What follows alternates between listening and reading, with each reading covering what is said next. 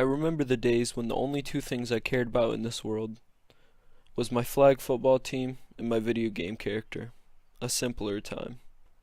The greatest stress I had at the time was 2 plus 2, and now we all live in a world consumed by stress and anxiety.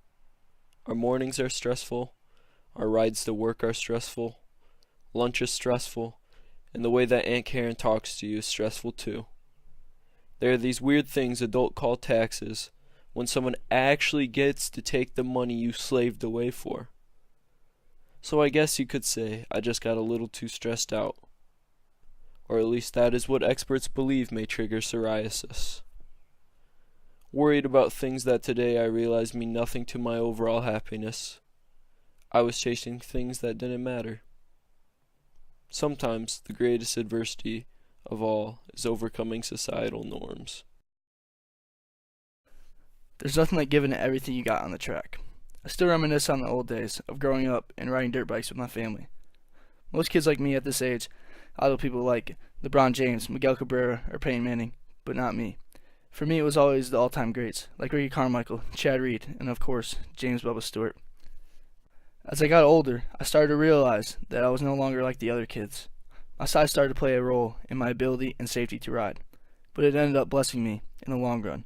Because of my size, I was able to become highly proficient in football. This, along with my unmatched work ethic, landed me a D1 scholarship to Michigan.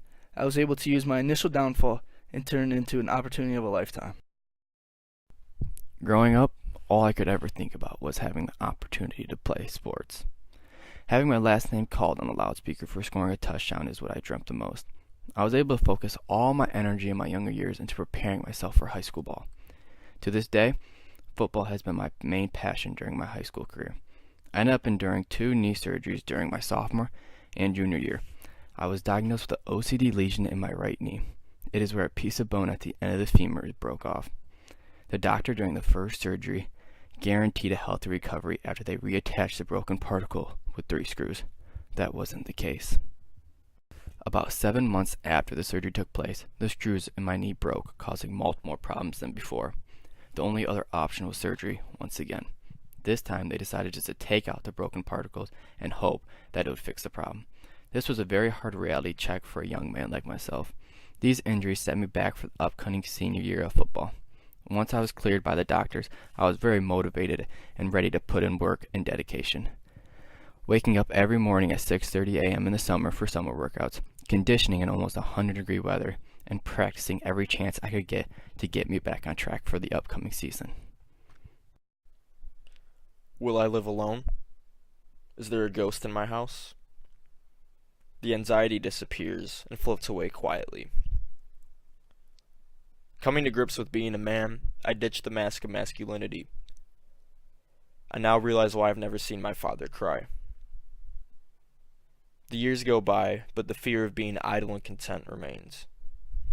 The day you stop searching for answers is the day life ends.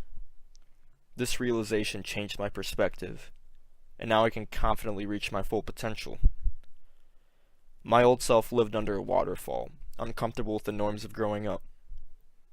As I'm about to graduate, these feelings are changing into positive reflections. These experiences led me to this point, and it's time to celebrate. Another chapter down, many more to go, and I hope I never stay fully content.